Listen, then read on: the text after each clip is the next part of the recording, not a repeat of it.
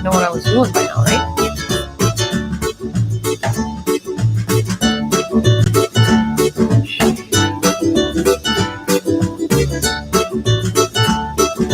Why do we have no picture there? Or on my, oh, wait. Oh, no, we're still live on. Interesting. Cancel it, start it again. And we are live on 21.6 The Net. It is this week's episode of My LoSo Lifestyle with Mary Schepp. Mary, how about you update us on or recap last week's show for us? So last week we had talked about some dips and sides and potlucks. The biggest takeaway from that with the questions and the feedback I got was to use sour cream or mascarpone instead of cream cheese or mayo or any of the higher sodium options that you can use for dips and stuff like that. There's quite a few recipes that I had posted. So if you're looking for any of them, I did post my cocktail sauce recipe, which you can use in place of a chili sauce for the meatball recipe that everybody uses, where it's chili sauce and grape jelly to make like a cocktail chili, cocktail meatball or something. My cocktail sauce works really well with grape jelly to be able to achieve that same thing. However, I did. I'll have to post a picture of it. I don't know if I did. I found an Asian chili sauce that's like a sweet and sour, but with chili flakes. So it turned out pretty good. I have yet to test it in that recipe to see if it also works, because it's really low. So I might actually end up doing that. A couple of questions that had come up. Some are, well, one is related to dips. Someone had asked about nutritional yeast that I used and what it is. What's nutritional yeast? And the other subsequent question was, can you use nutritional yeast to rise dough and stuff like that, like yeast is normally allowed to? And it's not at all. Nutritional yeast is actually dead yeast. It's in the processing of it, it kills the yeast. So it's a yeast flake, but it has to some people, a nutty or a cheesy kind of flavor. So it's used in a lot of vegan recipes as a substitute for those things. So it's kind of, a cheat if you were of that kind of stuff. So you can use it. So I've discovered that if you add it to dips, it adds that salted component. So like my ranch recipe that I posted were a ranch-ish, because in my opinion, if it's not actual ranch, like name brand out of a bottle ranch, it doesn't taste like ranch. Even the powdered dips just taste like a salt block, especially now. They're still good. It's just not ranch. It's not quite the same. So that being said, it's kind of, I made a recipe where it's as close as I can get. And by adding that nutritional yeast, it enhances the flavor and it gives it a uniqueness that actually makes it taste like something that is close enough to ranch that actually makes me like it, because I'm really, really picky about my ranch dressing. Well, yeah, anytime you have that, like if it's not the Hidden Valley Ranch, right? And I know we're throwing brands out there. So if Hidden Valley would love to sponsor My LoSo Lifestyle, but yeah, it's not. It doesn't taste like ranch. No, it doesn't. It just doesn't. And one of the other things I went a little long last week because, I'm a chatty Cathy. It's what I do. Yeah, but that's all right. I had forgotten to mention that because everybody knows I love talking about my cast iron. And a lot of times when you make dips, warm dips, like the artichoke dips and spinach dips and all those types of things, especially that it's nice to keep them warm for a long period of time. Mm-hmm.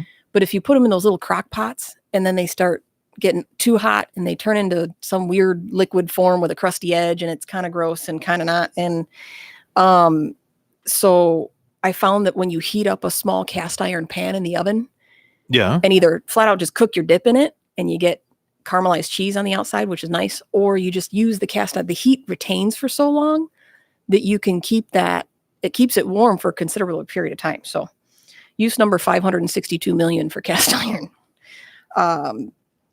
But yes, nutritional yeast adds, some people actually it's not my favorite to put on like popcorn, but it still does kind of add almost like a powdered cheese flavor to popcorn, but it's really low in sodium. Now, I will say that with nutritional yeast, you have to be careful because it is high in fiber. And some people, the same as they're sodium sensitive, they're yeast sensitive. So it's still, especially being high in fiber, it can upset your stomach. So if you're not someone who has a high fiber diet and then you say, hey, nutritional yeast, this stuff is really good for you, and you down a bunch of it, you might as well just go and eat a can of beans because it's probably going to have the same effect.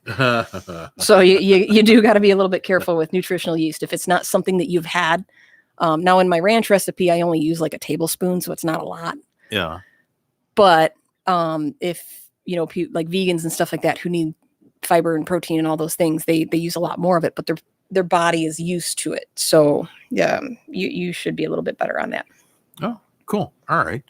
So now you've got a note here that it's sold in the form of flakes. Yep. Or as a yellow powder. Yep. So what does it matter what you get? It looks like fish food. Ew. It looks like it's a big giant, almost like my coffee mug here. It's a tub, shakeable tub, and it's flakes. So it's like they dry and cake yeast and then they break it up and it turns into little tiny flakes. So it's just a yellow colored flake, almost like fish food is, where you take fish food out and it's that little tiny 1/4-inch flakes of almost like paper. But that's essentially what it is. And so you just shake that on stuff, or do you mix it in? You can both. You can do both. You, like with popcorn, you can literally just dust your popcorn with it, and it gives it a cheesy flavor to your popcorn. With my recipes, I just mix it right in because it adds that, I don't know what you'd call it. It's not quite umami, but it adds that cheesiness or nuttiness to it. So it feels like you've had a salted component when you don't, which is usually what you're trying to do with living low sodium. Is not, you're not fooling anybody. We've talked about that a million times. It's not salted. There's certain things that are just no substitute for salt. But it gives you that sensation as if you're getting a flavor instead of having something just be completely bland. Oh, hey, Dad. So, yeah, there he is. We said hey to Phil and Hal. How you doing? So this week we're talking about reading labels and grocery shopping. So labels are, no one ever reads them. And it's funny because when I talk about not having sodium or doing diet restrictions and changes, I tend to, I try to not be that person that's like, you need to do this because it's bad for you and you need to live my lifestyle. And like when someone quits smoking and they drive it down your throat that you shouldn't be a smoker, that drives me absolutely bonkers. People are adults. They can make their own decisions. So I try really hard not to be that person. But when someone tells me that they've started to pay attention, I call that a win. I think you've said that to me. Yeah. Now you notice. I mean, I read labels for different reasons, but yeah, now I notice. I'm like, oh, there's a lot of freaking salt in this stuff. Right. So the problem is one of the problems is the labels are based on a 2,000 calorie diet. And sometimes you get lucky and labels will post the percentages and such for a 2,000 and a 2,500 calorie diet, because it's supposed to be, the old school mentality was 2,000 for women and 2,500 for men, because, men are supposed to do more and be these big hero people. Yeah, of course. Yeah. Right. Yeah. I'm not going to argue with you on that one, so. But so you got to pay attention to what the label says. More often than not, it's going to be based on a 2,000 calorie diet. So the first thing is serving sizes. Serving sizes can trip you up very, very quickly. And it's something that comes up in our group often, where someone will post something that they found a bratwurst or a hot dog, something that everybody covets. So they get super excited because they found a hot dog or bratwurst that's like, oh my gosh, it's only 300 milligrams for the bratwurst. Okay, in theory, that's good. And then you look at the package and it says 16 servings, but there's only 5 bratwurst in the package. So it's not even half a bratwurst. It's like, not even, it's like you're supposed to cut it up? Right. So manufacturers they don't want to necessarily always post. So the trick that they use with serving sizes is, instead of going, a serving size is 1 brat, which makes logic, is logical to you or me or anybody else on the planet. you tend to say they use the manipulation of ounces. So if a serving size is 3 ounces and a brat is 7.2 ounces, they say, okay, we're going to divide it up. So 3 ounces is this percentage of that brat. So versus using the common sense that one serving would be one item of that food, they break it up into ounces because why? If they want to put anything on that packaging that says low fat, low calorie, reduced, less, anything like that, they can now do that because per serving, they're meeting the regulations of the FDA to be able to say that something is low fat, which low calorie and low fat are the bigger ones than low sodium. But low sodium, reduced sodium, those are becoming more popular as well. But for them to be able to skirt around that so that they could advertise it to you as low calorie bratwurst and you go, holy crap, I can eat this. Yeah, but no, you can't really. Right. And then you go, okay, I'm not going to eat a third of a brat. Like, look, it's like 3 bites in one brat. That's 3 servings. That's just wrong. Yeah. So what do you have for dinner? A bite of brat. Right. There was another one that came up recently. Someone posted in our, I think it was in the either Shaking the Salt or Hacking the Salt or Hacking Salt, about, it was 46 servings. It was a gingerbread house. So she built a gingerbread house with her daughter. So then she goes to read the package. She says, I was going to nibble a little bit on it because it's sitting there and it's gingerbread. So why not? And it's made to be an edible gingerbread house. It was 46. She's like, I just laughed and didn't eat any because how the hell do you figure out 46 servings?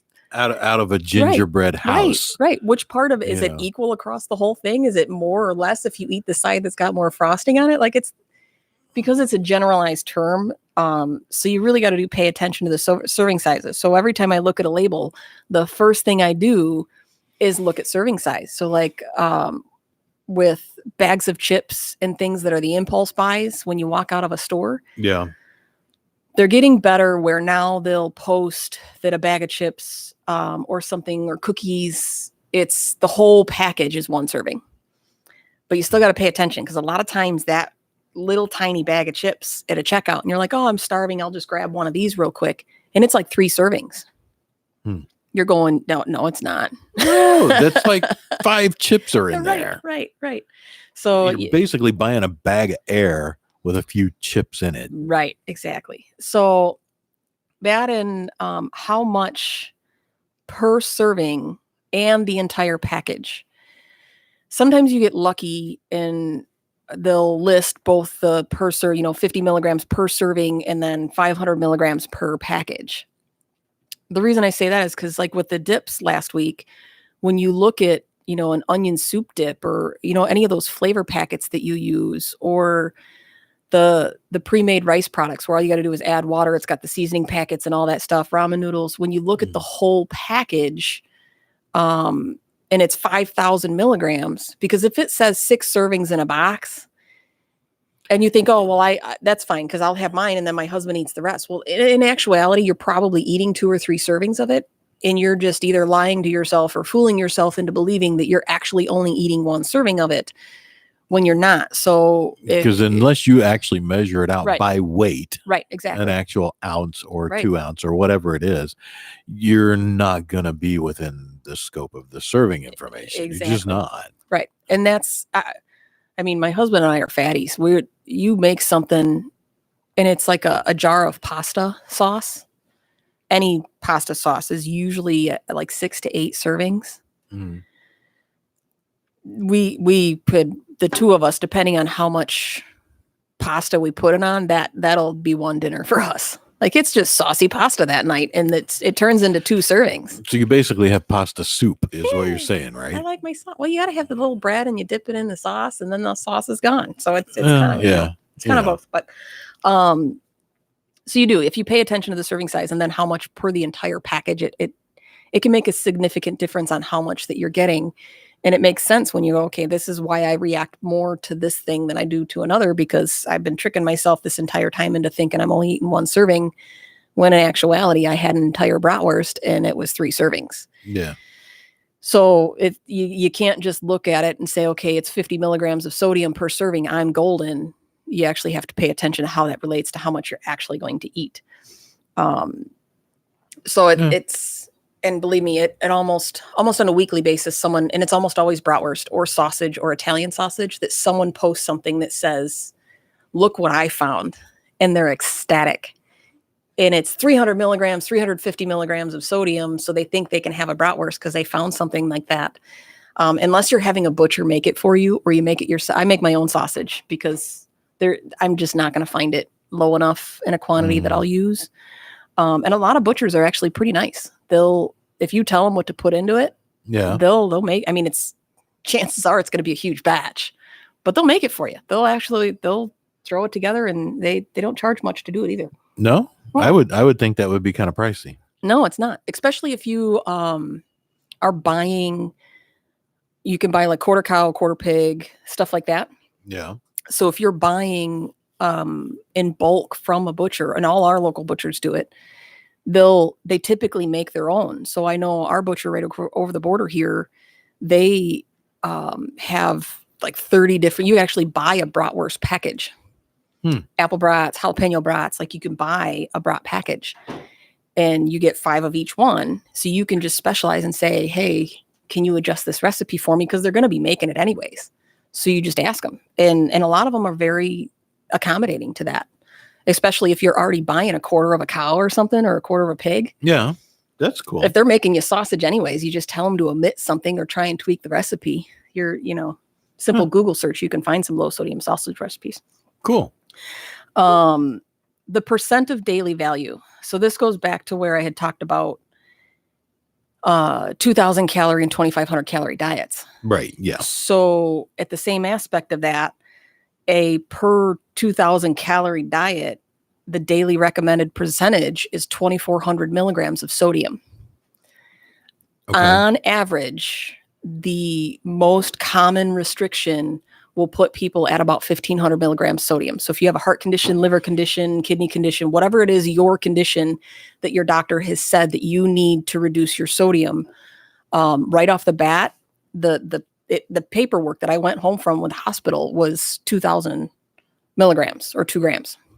And it's very common. And they flat out said 2,000 is your max, 1,500 is where you're going to feel good. And they were 100% correct. Huh. So if you look at it and it says it's 5% of your daily intake or 20% of your daily intake, that's based on 2,400 milligrams, not your 1,500. So you actually have to look and pay attention to what the actual milligram. Now, if you are on a normal intake of a 2,000 calorie diet with 2,400 milligrams a day, then yes, you actually want to look at it and you can get a good base. Anything on stuff that you should be less on, like fats and sodium, anything less than 5 or 10% is, pretty good. And then stuff you should get more of, like fiber and protein, anything more than 20% of your daily intake is good.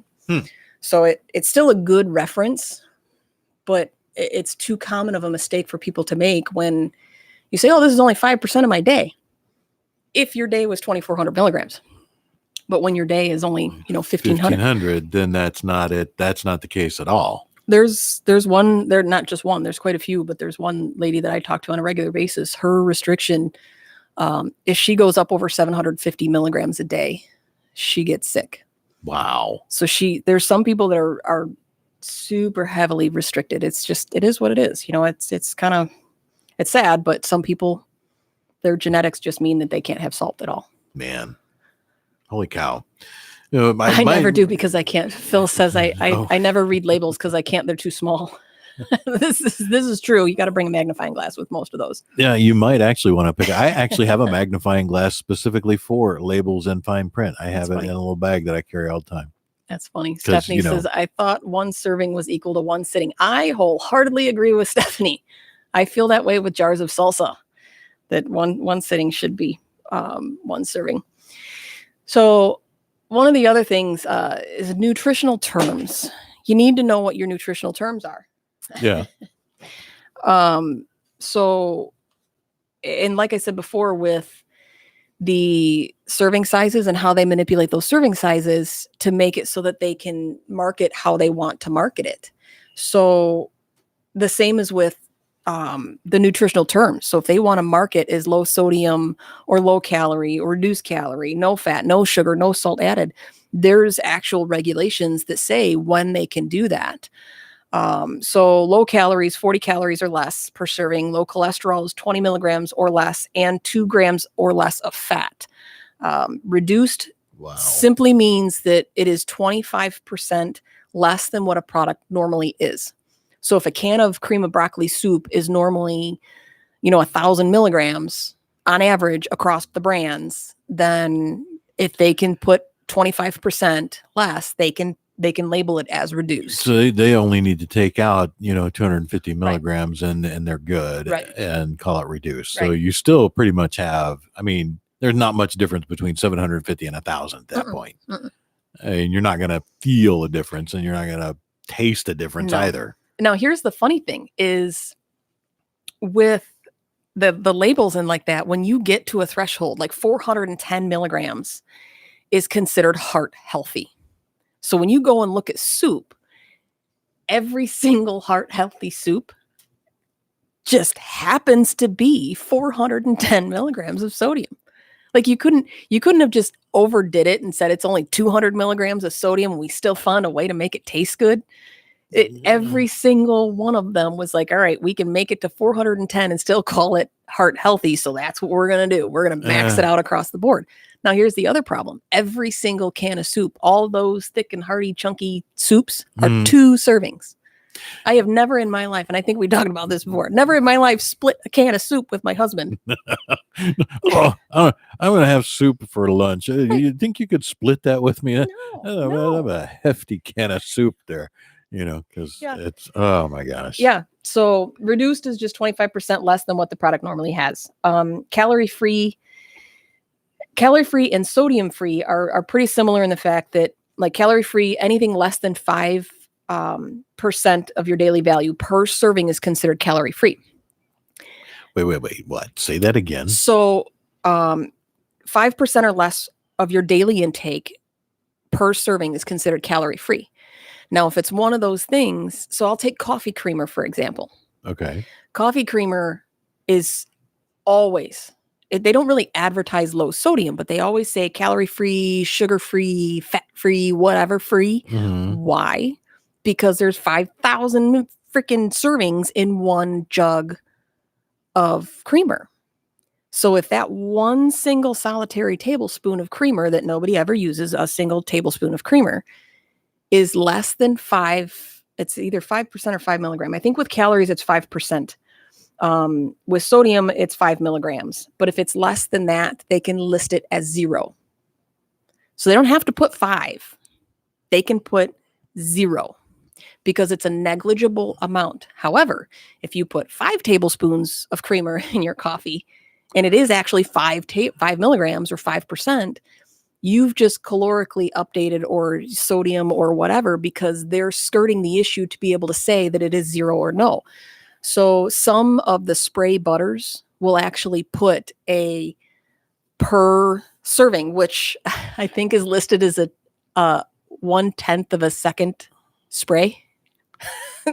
How are you going to measure that as a serving? I know. Set your stopwatch. You're done. I know. It's literally listed on there, a per percentage of a second spray. That's the dumbest shit I've ever. Excuse my language. I'm sorry. That's really the dumbest thing I've ever heard. And if you think about, if you put spray on, something like popcorn, you're not actually using it on a pan to do nonstick. If you're putting it on popcorn to get popcorn flavor, that's like half a can sprayed on that popcorn. I don't care who you are. So some of them have actually put the entire can of what it is and how much is in there. And you look at it and I'm sorry, if it says real butter on the ingredients, it's got calories and fat, sodium, and all those things. That's why it tastes good. Right. So calorie-free, same with fat-free and sugar-free, less than 0.5 gram per serving is considered fat-free or sugar-free. So again, if you are eating more than one serving, which more than likely you are, you're getting more than what you thought you did because it said it's fat-free, sodium-free, sugar-free, whatever free. So you're thinking you've got free reign. You got nothing to do whatever you want. And granted, it is still negligible. So if you are someone like me, I drink both black coffee and cream. I like flavored creams. It's just tasty. But I don't put a tablespoon, those little single serving things you get at a restaurant. That's how much you're supposed to use. I use like 5 of them. And it's still only, 25 milligrams of sodium or whatever it may be. But for people who are on that 500 or 700 restriction, that's a lot. That it can add up fast when you're so restricted, and all of a sudden something you thought you could have and you can't. Yeah. So it's one of those things where you got to pay attention, because just because it says fat-free or sugar-free, if you flip it around and it says it's got, 400 servings in a jar, chances are you might need to do a little bit of math to figure it out. Yeah, you probably, because now that it's out again, because 'tis the season, I actually like to put a bit of eggnog in my coffee. And I don't mind eggnog. I got a bit of eggnog at home, and I usually put, I usually put a little layer. I don't measure it out, but I was looking at that. It's actually really, it's got a lot of salt. It's got massive amounts of fat, but I get the full fat, full everything, because I want it to taste good. Right. So, but I throw a little bit of eggnog in there instead of the creamer. Now, usually when I use I use whipping cream for creamer, and that's actually really good. Yeah, it is really good. I love the whipping cream. I usually have whipping cream in my fridge. It's funny, my husband likes to shake. So if you have, ketchup or barbecue sauce or anything, it doesn't necessarily need to be shaken. He's just in this habit, like salad dressing, like Italian salad dressing. You're going to have to shake it because it separates. He shakes everything. Well, the one time I bought heavy whipping cream and he shaked it so hard, I opened the lid and I went to pour it out. Was it all curdled? It was whipped. Yeah, it was all, okay. All right, well, okay. You can't do that. You can't shake that stuff. That's funny though. So now the difference between, like, with the fat-free and salt-free and stuff like that, the sodium-free, not only does it have to be less than 5 milligrams, it also means that there's no sodium chloride added. So it means that all of the sodium that's in there is naturally occurring. So it is a low sodium product, but you still can be fooled based on certain things on how much you're actually getting. Very low sodium is 35 milligrams or less per serving, and then low sodium is 140 milligrams or less per serving. So you manufacturers specifically put terms on products to sell them. It's not new news to anybody, but we all fall for it. So another brand that I'd love to sponsor me was Hunt's. Yeah. Hear that, Hunt's? They make a tomato paste. And some of our members in our Shaking the Salt group had actually emailed corporate and said, what's the deal? Because your low sodium and your regular tomato paste are exactly the same. There's no difference. So there must be a mistake. And they said, well, no, actually, it's the same product manufactured in the same facility.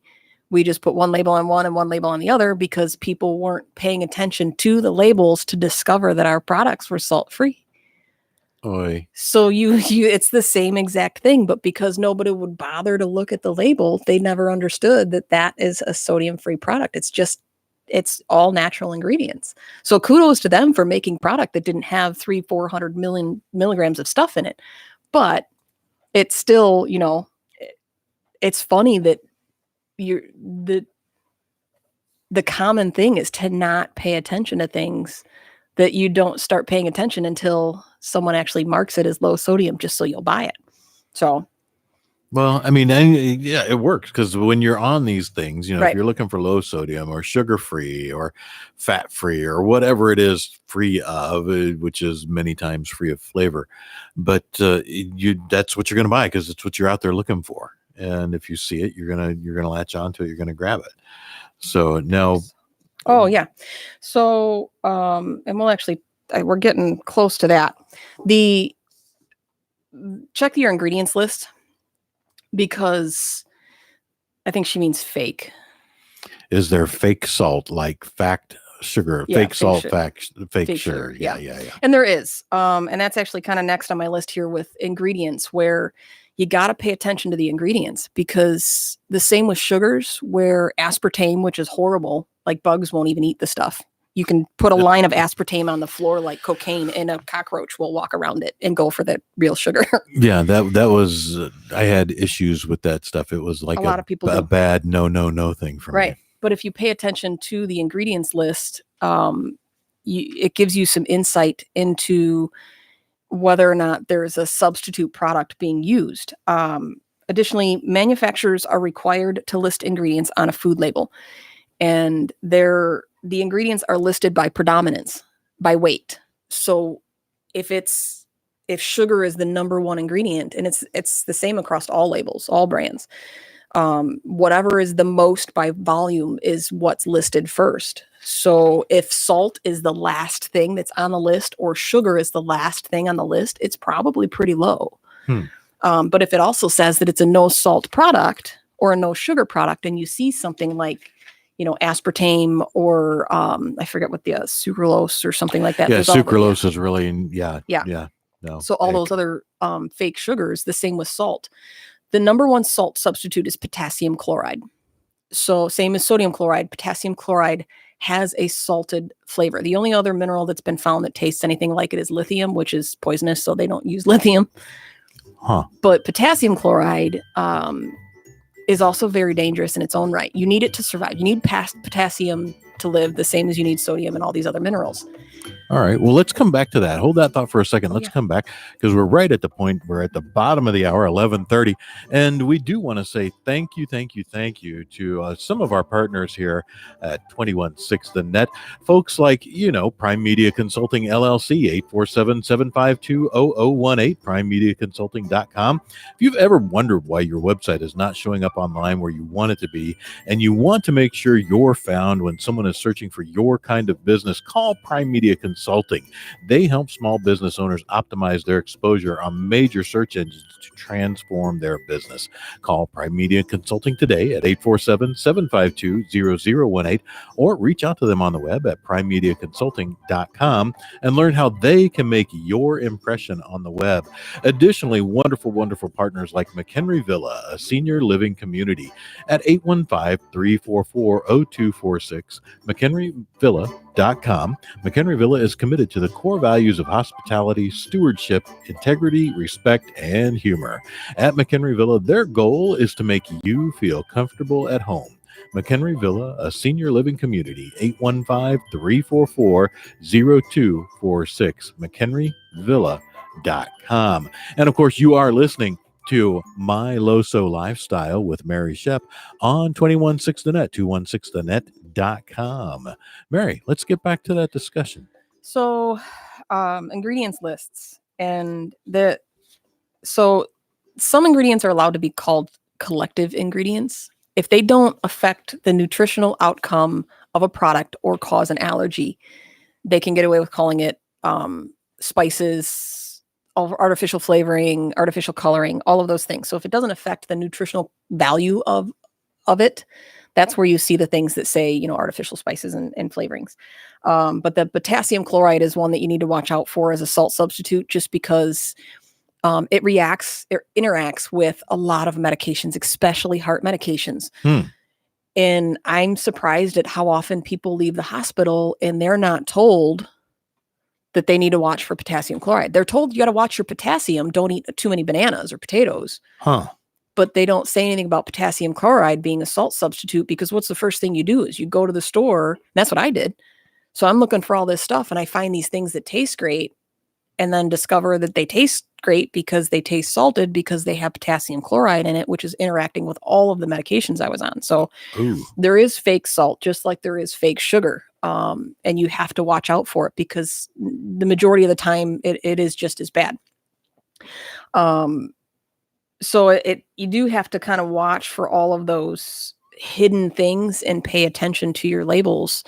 My rule of thumb has always been, if I can't read it, if I don't recognize it, I don't eat it.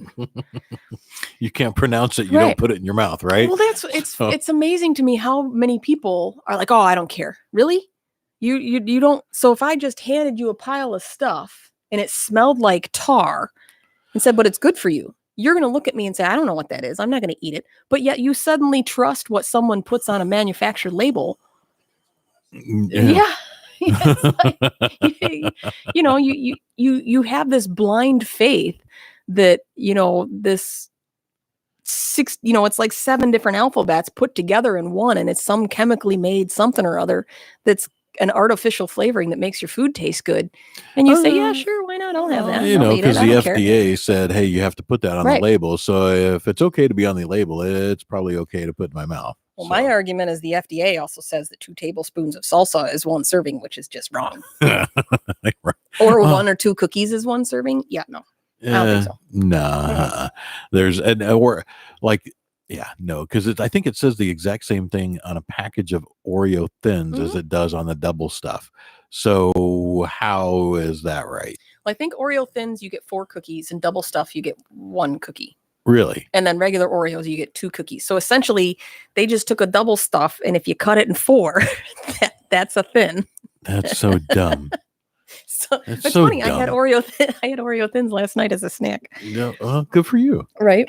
They're not bad. I see. It's just a guilty pleasure. I'm an Oreo girl. I love if you take 2 Oreo cookies. You know how you make s'mores? Yeah. So if you use those to pull a marshmallow off of a stick, it's like an Oreo s'more. Oh, that sounds pretty good. Really tasty. Oreo s'mores. Yeah. I might try that. Yeah. That sounds really good. It's even better when you put a big chunk of chocolate in there and then do it. But Well, I mean, I was going to go full s'more. Right. So, but Full yeah. s'more. Hey, you got it. When you're going to go s'more, you got to go full s'more. That's hilarious. So yeah, some hidden salts. People are more familiar with the hidden sodiums. Same with hidden sugars.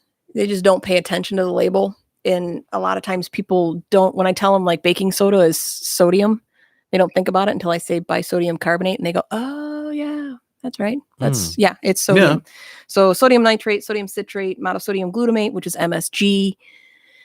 That's one of those things where it's actually fairly low in sodium compared to or relative to the equal amount of salt. And of course, there's this big controversy about how MSG is bad for you. From everything that I can read and research, it's no better or worse than just about anything else, any salt or anything else you ingest. It just, apparently some people are sensitive to it. Yeah, that's what I've discovered too. Yeah. I do think that MSG contains all the flavor. Right, it does, and that's why people like it, because it's like a salt component, and it is less in sodium, but the same as sodium. Some people are just sensitive to it, so it got a bad rap because it made a bunch of people sick, not because it's bad or any worse for anything else. But sodium benzenate and baking soda and baking powder are obviously all sodium. What's the difference between baking soda and baking powder? Oh gosh, I knew you were going to ask me that. So I believe one needs an acid to activate and one doesn't. So I believe baking soda, and I might be 100% wrong on this. I can't remember which is which. I think baking soda needs an acid to activate and baking powder doesn't. It has a little bit of baking soda in it, but it also already has the acid mixed in, which is usually a cream of tartar. So I think baking powder is actually baking soda and cream of tartar, which is the acid to activate the soda once it hits with a liquid. Huh. Whereas baking soda is just baking soda, and so you have to be adding a yogurt or a sour cream or a buttermilk or something of that nature to actually activate the soda in it, I believe. Yeah. So. Okay. All right. That's good. I see. Now I learned something because I didn't know. I might have those reversed, but I'm pretty sure. Well, either way, we know one does one and one doesn't do the other. Yeah. So there you go. Now we know. So now you're talking about substitute ingredients that are used to get the same flavor can be just as bad. Like you've got potassium chloride here, and that's the one that's usually the salt substitute. And it, like I said, the reason it's bad is because it reacts with all these medications. The reason why it's reactive to so many medications is because a lot of medications are what they call potassium sparing. So when you have a liver, kidney, heart issue, anything like that, you tend to be on potassium sparing because they put you on diuretics. They put you on stuff to get rid of the water because you retain so much water. So when they put you on different diuretics to get rid of that excess water that you're hanging on to, you essentially piss out everything. All of your micronutrients, your vitamins and minerals, and all of that stuff just goes away. Well, you need potassium to live, but you can't overdo it. You can't underdo it. So if you are on a diuretic, they have potassium sparing, which means you save the potassium, but nothing else.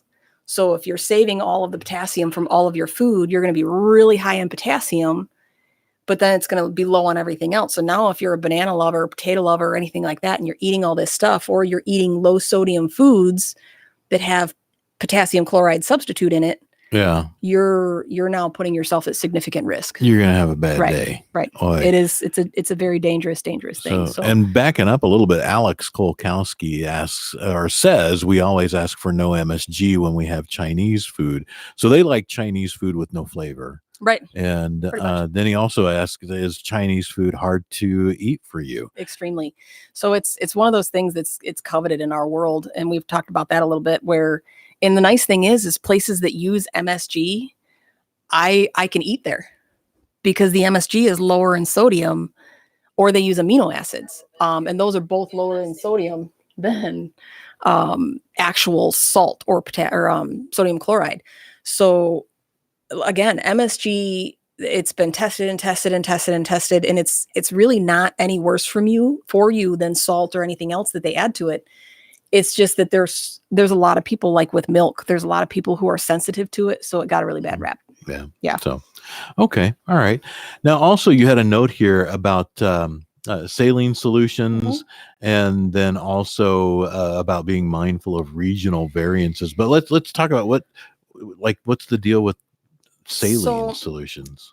Saline, and it was funny because as I was typing up my notes and I was trying to decide where to put this, whether it was with the watching the labels or in grocery shopping, and it's kind of twofold because you have to watch chicken, pork, stuff like that is more often than not in a saline solution or a salt solution, or it just purely says 10% solution added, which is ridiculous.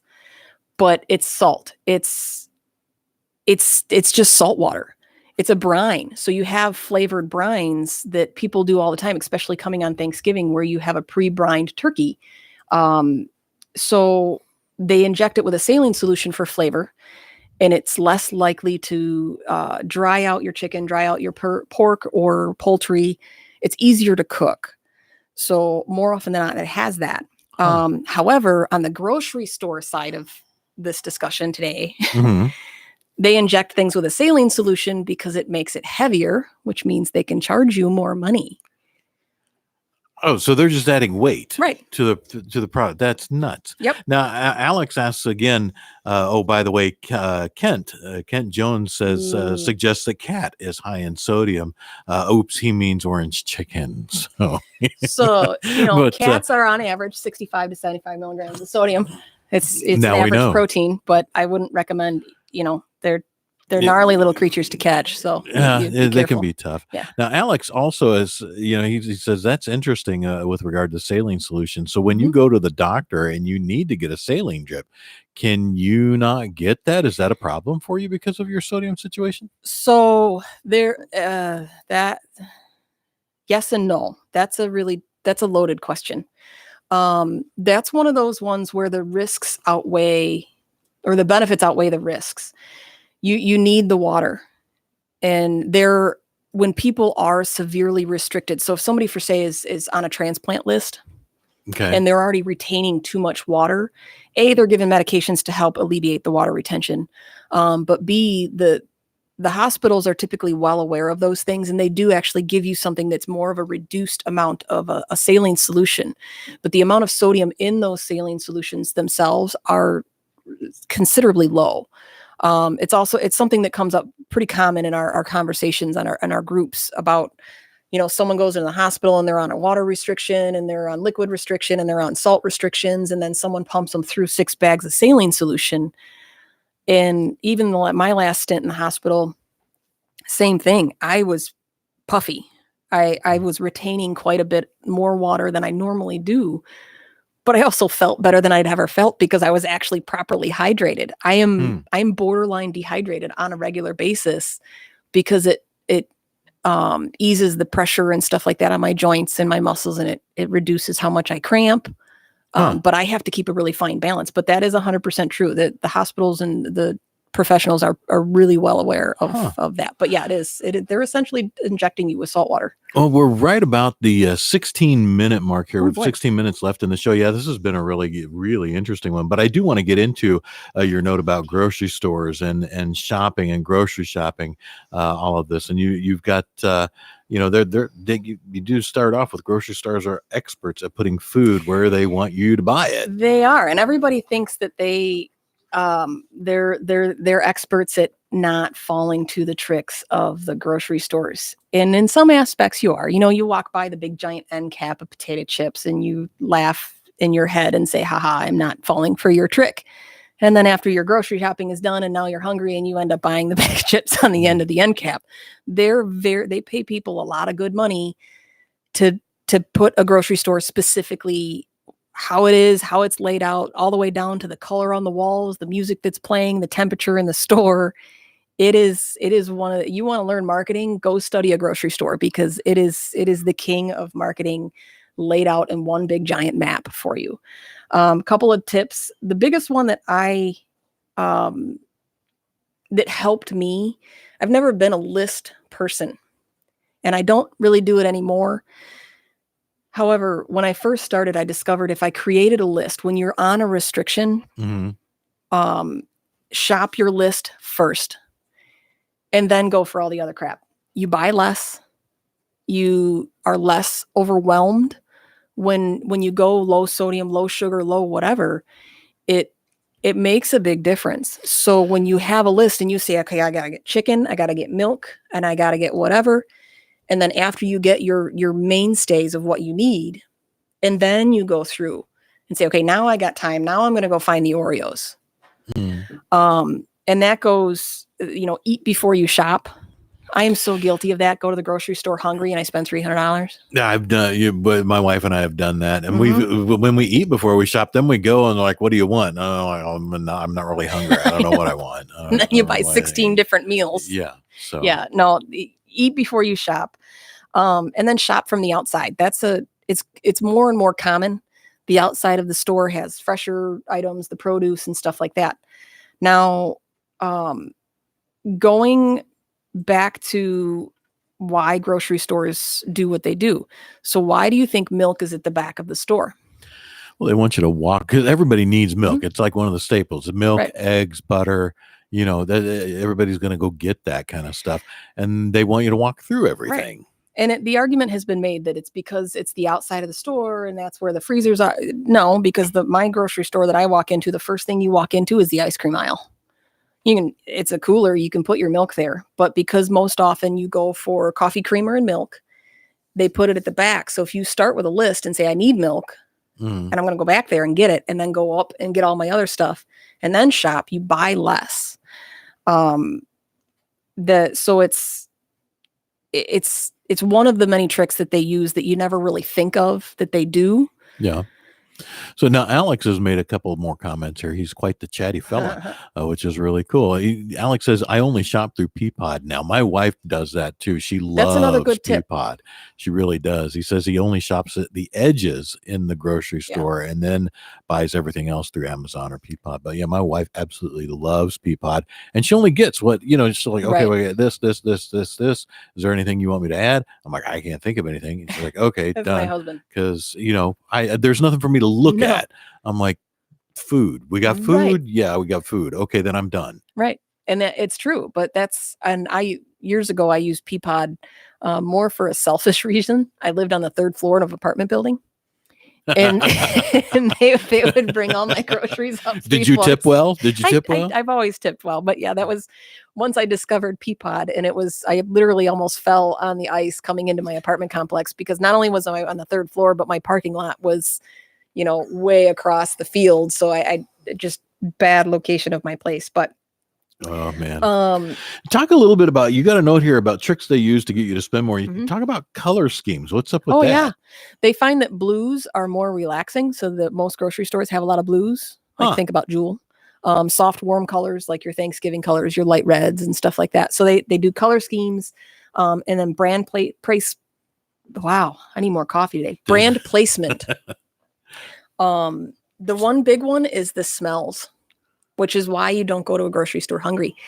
You walk into a bakery first, almost always. And then when you come around the corner, you go to check out. A lot of places now have roasted peanuts or fresh made popcorn at checkout. So you have one after the other. And when you're shopping hungry, the next thing you know, even if you didn't buy the roasted peanuts, you buy salted peanuts at the checkout and you buy more stuff. Yeah, well, that's where they put all the impulse buy stuff, and like some of the things that you see, I'm always curious what they actually are going to put up at the register, what they think people are going to grab on the way out, and some of that stuff is like, even looking at it, I'm like, I would never buy this. Right. Why on earth is this even up here? And it's weird. Some of it's really weird stuff. Like there was a laser pointer with a multicolor pen. That was up there. I'm like, who goes? Lady. Oh, well, see, there you go. Yeah. I freaking They think about all that stuff. See, I live with 4 cats and 4 dogs, and I don't think about it ever because they're not mine. And anyway, that's a whole other thing. The other big thing is the 10 for 10. That's coming. Yeah. Now, if you pay attention, the soda water that I buy, every single time it says must buy, 3 or must buy 5 to get that deal. But a lot of times, like the pastas and the soups and stuff that say 10 for 10, you buy 10 because you think you have to buy 10. And now you just up their average ticket because you bought $10 worth of stuff.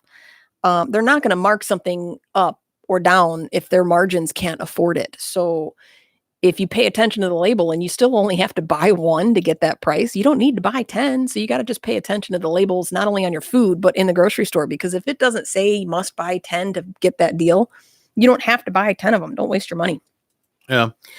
And that's, like even now, because I'll see that 10 for whatever, we'll be going through it. And I'll ask my wife, I'm like, is that something? Because she reads all these things. She reads all the flyers. She reads all the stuff. She's like the massive queen of sale and coupon shopping. I'm like, is that something where we got to get like 5 of those? Because there's no way I'm having 5 of those things. And then she's like, oh no, you just get one at the same price, whatever. That's just how they get you to buy more.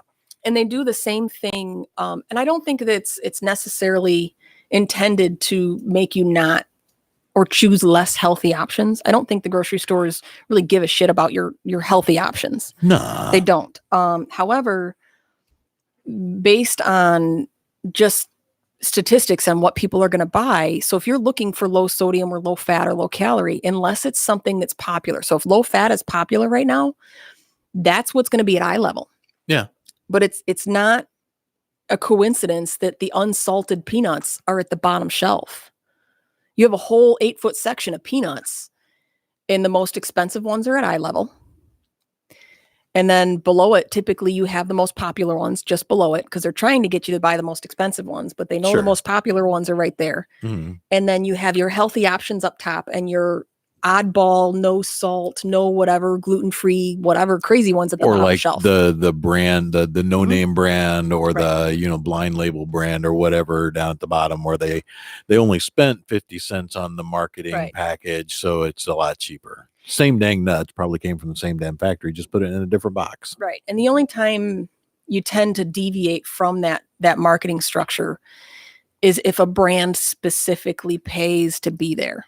So if a low sodium, like Lay's has a low sodium salt or a low sodium chip option, and it's right at eye level. Why? Because they're trying to push that product.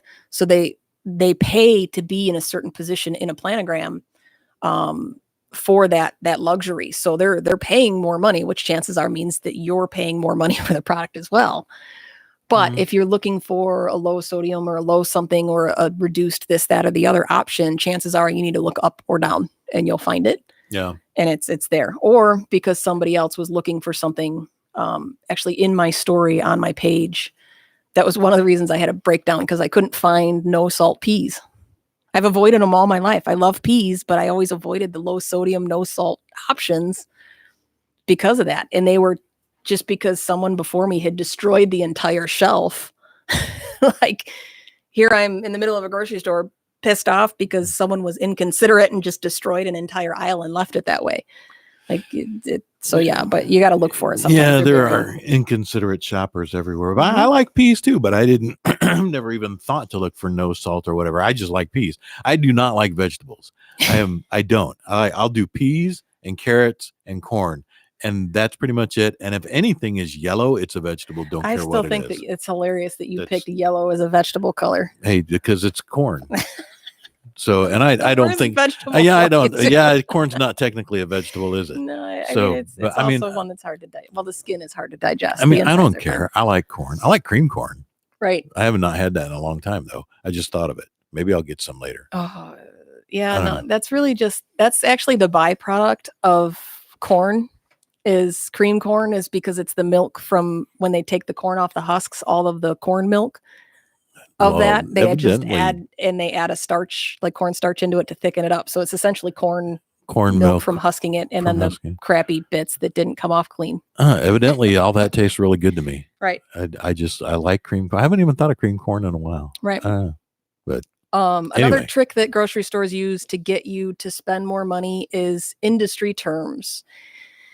Now, granted, some of those industry terms are something that you're specifically shopping for, but don't be fooled, because there's a big difference and variation in what they all mean. So know your terms. Like cage-free, you could have a huge pole barn with a bunch of chickens running around, and that's considered cage-free.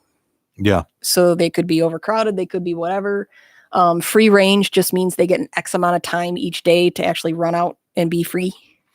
Yeah, there are actually... I've done some spots in the past for companies that make farms that make eggs. Oh, they don't make the chickens make the freaking eggs, but but they're very specific about being pasture raised, and talk about what they do. They even, one of them and this is where you're paying $6 for a dozen eggs. This is not your grab 99-cent eggs for a dozen off the shelf. This is friggin' $6 for a dozen, but they're good. Right. They're actually really good. They are. But they even have on the inside, they have all kinds of marketing on that package. And inside they actually even have a little slip about their hen of the month. And they tell you all about this hen and why it's so happy and it gets to frolic out in the sun.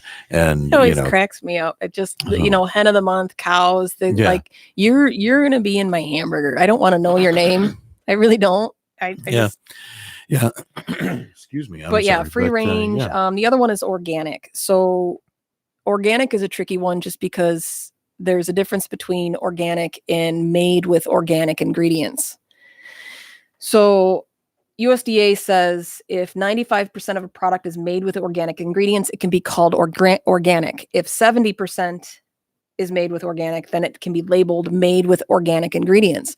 So if you think you're getting something organic and you're paying more money for organic, and if you don't know anything about the company that made it, or it's not from an actual, farms pay a lot of money to be certified organic. So if the farm itself that something comes from, or where the ranch or wherever is certified organic, they pay a lot of money for that. And I'm not meaning like greasing some well, they might grease some politicians' hands, but there's a lot of certification that goes behind it. But that being said, if you buy a sausage from an organic farm with organic cattle, but the casings are not organic because the casings are better from non-organic cattle, you're thinking you're getting one product and you're paying more money for it when you're actually not. So if you just got to pay attention, because it's very easy to fall. It's the same with buying something that says low sodium, and then you turn it around and it's low sodium because there's 50 servings in a jar, and you've just been deceived because of that low sodium option. Yeah. So, and organic, really, what you've noted here, it simply doesn't allow for the use of synthetic pesticides, herbicides, and chemical fertilizers. So it doesn't really mean anything beyond that. Right. There's still a lot of wiggle room, and there's the regulations have been getting better. But, all of these companies use all of these different tricks to make you pay more money. So like I said, when you start with a list and you go in and you know what you want, and if you are going to buy organic or you are going to do whatever, know what you're buying, pay attention to the companies, pay attention to the labels. And it seems overwhelming at first, but once you have researched one company and you know that you can buy from ABC Farms, that's now burnt in your brain.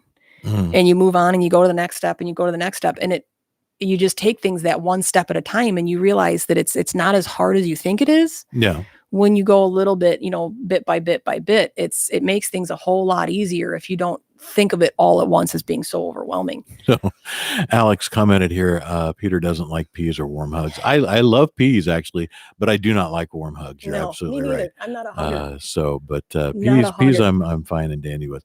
Remember the Zach Morris Save Mhm. the Bell commercial with subliminal messages? Totally still happens. And usually the grease is free at a farm. So now you know That's where to get funny. free Yeah. grease. But no, So it's funny with eggs, especially these days. Instead of buying eggs at the grocery store, yeah. So many people raise chickens. You just find a local butcher, local farm, and they will sell them to you by the carton all day long. Awesome. I'm So a huge proponent. well, of we've that. got about 10 seconds Okay. left. How can they find more about you? Oh, you can find all my recipes on my page at My LoSo Lifestyle. Obviously, you can see our show here on 216 The Net. You can find us on the Facebook page for 216 The Net, YouTube for 216 The Net, and you have My LoSo Lifestyle on YouTube as well. Awesome. And we'll catch y'all next week. My LoSo Lifestyle with Mary Schepp, Thursdays at 11. Zach Morris. Bringing up Saved by the Bell references. That's pretty funny. I got a guy. Should tag that guy. At least this time it didn't cut off halfway through.